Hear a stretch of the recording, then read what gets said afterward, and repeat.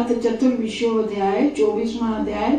ऋषि बोले, हे सूर्य, आपने बड़ी आश्चर्यजनक कथा सुनाई है। अग्नि ने अदिति को कैसे छोड़ दिया, उन्हें क्यों नहीं जलाया?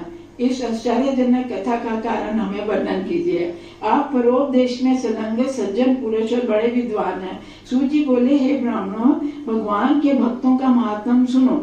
हरि ध्यान परायण लोगों की महिमा का वर्णन कौन कर सकता है? भगवान का भक्त जहाँ रहता है वहाँ ब्रह्मा, विष्णु और शिव तीनों देवता नित्य विद्यमान रहते हैं, जिनके नामोच्चारण मात्र से ही उपद्रव नष्ट हो जाते हैं। उनका भक्ति पूर्वक स्मरण करने से क्या नहीं मिलता? जिस हरि का स्मरण करने मात्र से सब दुख नष्ट हो जाते हैं, उन्हें अग्नि अथवा दैत्य कष्ट नहीं पहुंचा सकते। तदुपरांत प्रसन्न वदन, कमल नेत्र और शंख चक्र गदाधारी श्री विष्णु जी अदिति के समीप पहुंचे। मुस्कान युक्त प्रभा मंडित मुख वाले श्री विष्णु ने अपने पवित्र हाथ से अदिति के शरीर को स्पर्श करते हुए कहा। श्री भगवान बोले, हे देव माता, तुम्हारी तपस्या से मैं प्रसन्न हूँ। मैं निस्संदेह तुम्हारा कल्याण करूंगा। हे महाभागे, तुम डरो मत, जो चाहो वर मांगो, तुम्हारा अवश्य ही कल्याण होगा। विष्णु के ये कहने पर देव माता अदिति ने सब लोगों को सुख देने वाले विष्णु भगवान को प्रणाम करते हुए ऐसा कहा। इतनी सुंदर स्तुति माता अदिति ने की है, जरूर सुनिए ध्यान से।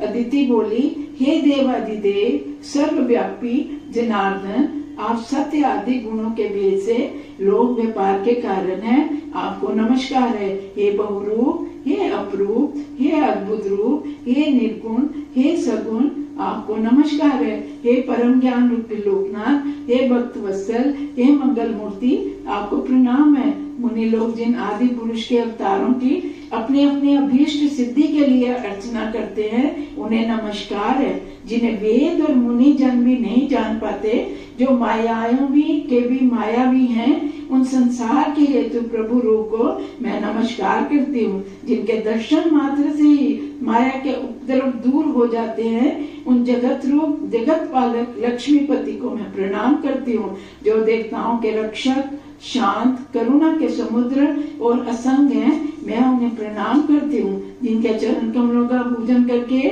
लोग सिद्धि प्राप्त करते हैं, वे सर्ववंदित प्रभु को मैं प्रणाम करती हूँ। जो यज्ञेश्वर, यज्ञ भुज, यज्ञ कर्म में निरत, यज्ञ फल देने वाले तथा यज्ञ कर्म का ज्ञान कराने वाले, मैं उनके नमस्कार करती हूँ। जिनका नाम लेने से अजमल जैसे पापी को परम धाम प्राप्त हुआ, वह लोक साक्षी प्रभु की मैं वंदना करती हूँ। ब्रह्मा आदि देवता भी माया पाश में बनकर जिनके प्रभाव को नहीं जानते, मैं उनकी वंदना करती हूँ। जो हृदय कमल में रहने वाले प्रभु को दूर और प्रमाणातीत मानते हैं, उन ज्ञान के साक्षी प्रभु को मैं नमस्कार है।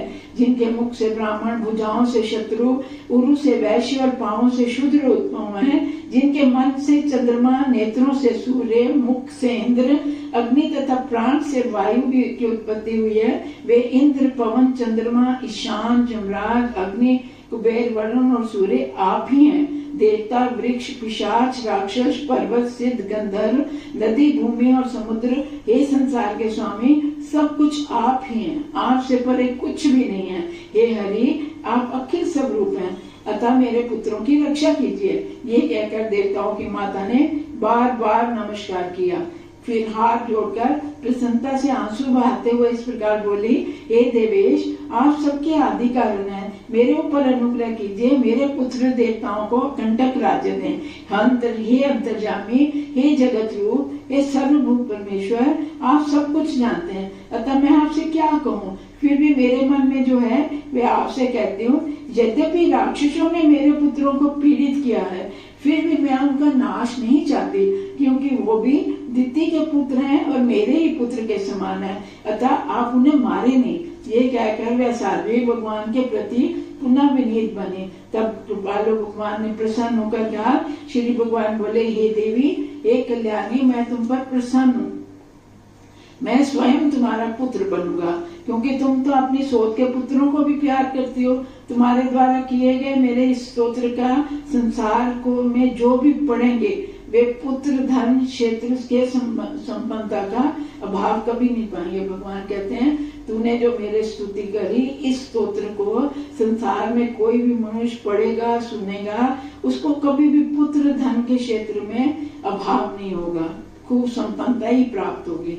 अंत में वे मेरे अत्यंत शुभ पद को प्राप्त करेंगे। अदिति बोली, हे देव, आप आदि पुरुष हैं, मुझे क्षमा करें। हे अनंत, आपके एक एक रोम कूप में करोड़ों सहस्त्र ब्रह्मांड विद्यमान है। आपके भाव को वेद और संपूर्ण देवता भी नहीं जान पाते। तब हे प्रभु, मैं आपको किस प्रकार जान सकती हूँ? जिनके नाम का स्मरण करने मात्र से महापापी मुक्ति प्राप्त करते हैं, उन्हें मैं कैसे धारण कर सकती हूँ? सूत जी बोले, उसने वचनों को सुनकर जनार्दन भगवान ने अभय दान देते हुए देवताओं की माता से कहा। श्रीमान भगवान बोले, हे भाग्यशालिनी, तुमने निस्संदेह सत्य बात कही है, फिर भी तुम गुप्त से गुप्त रहस्य को सुनो। जो लोग राग द्वेष से रहित होकर मेरी भक्ति करते हैं, वे सब पापों से छूटकर मेरे को ही धारण किए रहते हैं। जो मनुष्य माता पिता की सेवा करते हैं, गुरु के भक्त होते हैं, अतिथि संस्कार करते हैं, जिनको अतिथि बहुत प्रिय होते हैं, जो ब्राह्मणों का भला करने वाला होता है, वह सदैव मुझे ही धारण किए रहता है। सत्य कथा सुनने वाले, स्वामी की सेवा करने वाला, अपने आश्रम धर्म का पालन करने वाला व्यक्ति मुझे सर्वथा धारण करता है। जो लोग पुण्य तीर्थ करते हैं, वे मुझे सदैव धारण किए रहते हैं। जो लोग तुलसी की सेवा करते हैं, सदैव मेरा नाम लेते हैं और गायों की रक्षा करते हैं, समझो वो मुझे ही धारण करते हैं। परोपकार मेरा प्राय द्रव्य को मुख न करने वाला तथा पर स्त्री के प्रति विराग रखने वाले लोग मुझे सदैव धारण करते हैं। हे देवी, तुम प्रतिव्रता, साध्वी और सबका भला चाहने वाली हो, अतः मैं तुम्हारा पुत्र बनना स्वीकार करता हूँ। मैं शत्रुकुल को नाश करूंगा। ये कहकर देवादिदेव विष्णु देव माता अदिति के गले में माला और अभय दान देकर तिरोहित हो गए। दक्ष नंदिनी देवताओं की माता अदिति भी संतुष्ट होकर विष्णु को प्रणाम करने के बाद अपने स्थान पर लौट आई। तदुपरांत लोक वंदिता दक्ष पुत्री अदिति ने समय पाकर सब लोगों को कल्याणकारी एक पुत्र को जन्म दिया। वह शंख चक्र दंड कमंडल अमृत घट दधि अन्न हाथ में लिए हुए वामन नामधारी था। अब भगवान ने वामन रूप में अदिति के यहाँ जन्म लिया। वह सहस्त्रों सूर्यों के समान प्रकाशमान कमल नेत्र आभूषणों से युक्त पीताम्बर धारी था। वह सब लोगों का स्वामी, मुनियों द्वारा नित्य स्तुत्य था।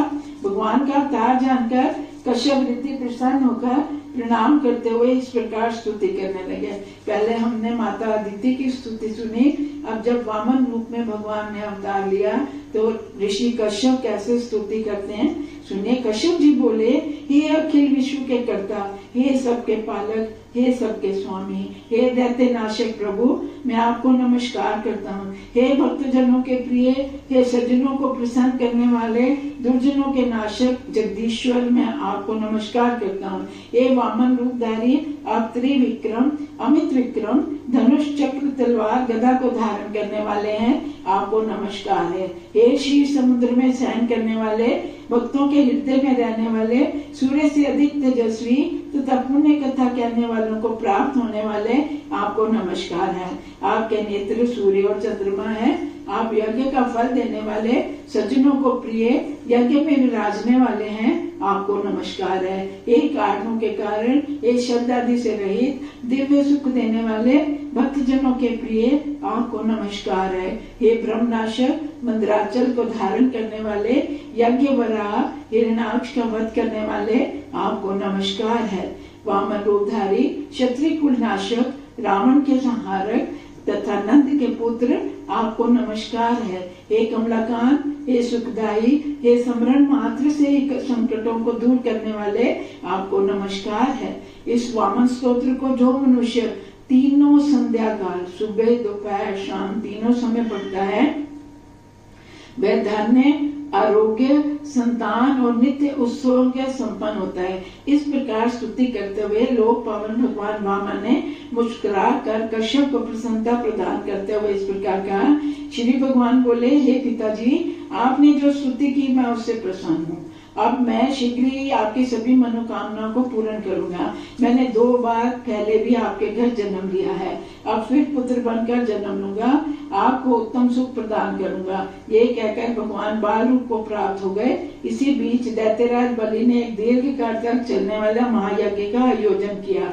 उसने गुरु शुक्राचार्य, ऋषि मुनियों के अतिरिक्त इस यज्ञ में लक्ष्मी से श्री विष्णु जी को भी आमंत्रित किया था। हविष स्वीकार करने के लिए ऋषि तथा ब्रह्मा आदि देवताओं से सुशोभित उस महायज्ञ में वामन महाविष्णु भी जब बलि के यज्ञ मंडप में पहुंचे तो उन्होंने वहां अपनी मुस्कान द्वारा सब लोगों को मोहित कर दिया, मानो हवि ग्रहण करने हेतु भगवान स्वयं बलि के यहाँ प्रत्यक्ष रूप में आ पहुंचे हों।